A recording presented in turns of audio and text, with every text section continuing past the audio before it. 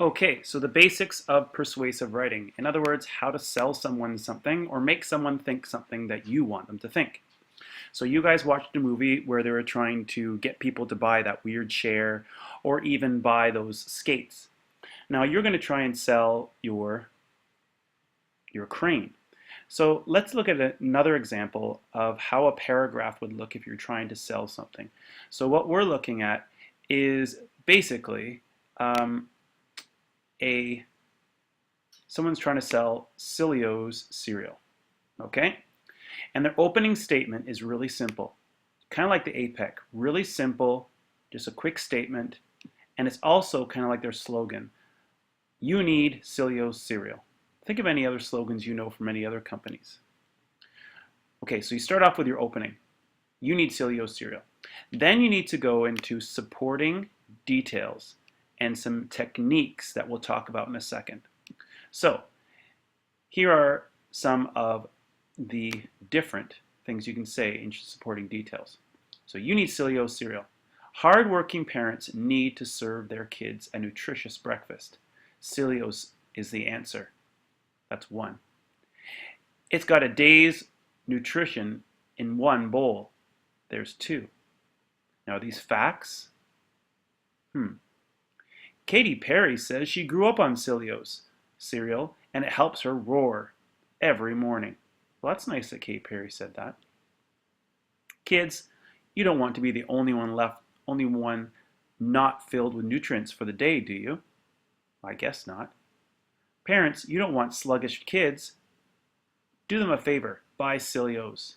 So there, right there, in that group, we see at least 4 different sentences that make you want to buy this. And they use a bunch of different techniques, and we'll talk about those. They talk about Katy Perry doing something, kids not wanting to be left out, parents, you don't want to have sluggish kids. So those are really important. And then you end with this. Cilio's is what your family needs for a nutritious start to the day. You need Cilio's. Hey, did you notice something? Kind of like in our APEC, the concluding sentence is kind of like the beginning one. Do you notice that? You need Cilio's cereal. It's restated in the bottom. Interesting. So, Cilio's is what your family needs for a nutritious start to the day. And we talked about that up here too. Interesting. Let's take a look. Here's another one. This one is an ad for Wake Up Coffee. This one has a little illustration up here, but let's see if we can identify these parts, and they're actually circled for us.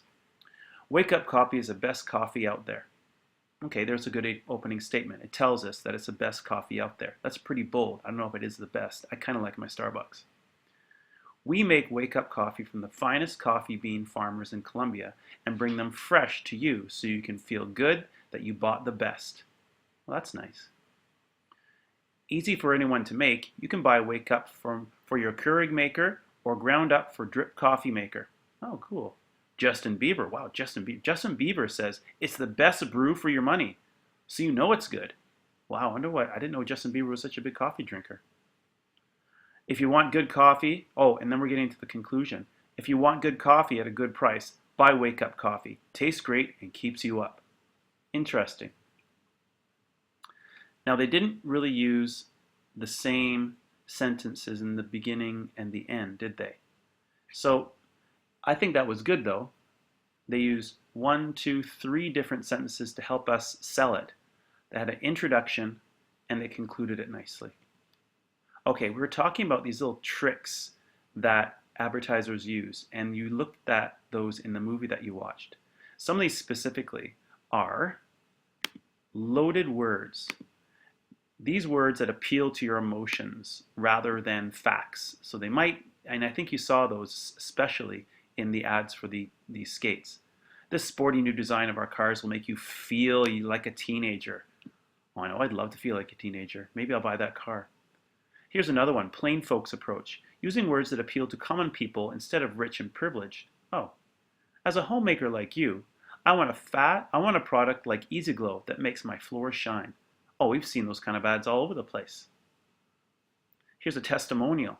Using a famous person to endorse a product. Oh, like the one we saw Justin Bieber and Katy Perry selling those products. Michael Jordan uses it, so should you. Michael Jordan, by the way, was a really famous basketball player. Here's another one, bandwagon. Trying to persuade someone to join the group. Don't be the last person in your neighborhood to get a lawn happy mower. Okay, yeah, you don't want to be the last person to get anything, so you better get on this bandwagon and buy it. Here's another one, opinions as facts. Using the personal opinion of the speaker or writer as a fact. Vita Vitamins is the best brand on the market.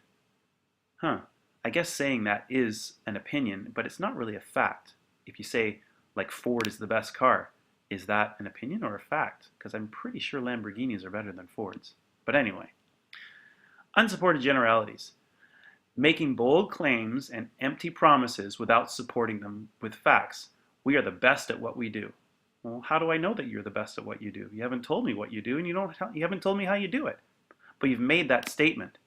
So maybe your crane could be like, we lift everything, and it's the best crane out there. Well, you could say that, but you might not be able to support it. So these are some things that you could say and use. These are all really cool techniques that all advertisers use.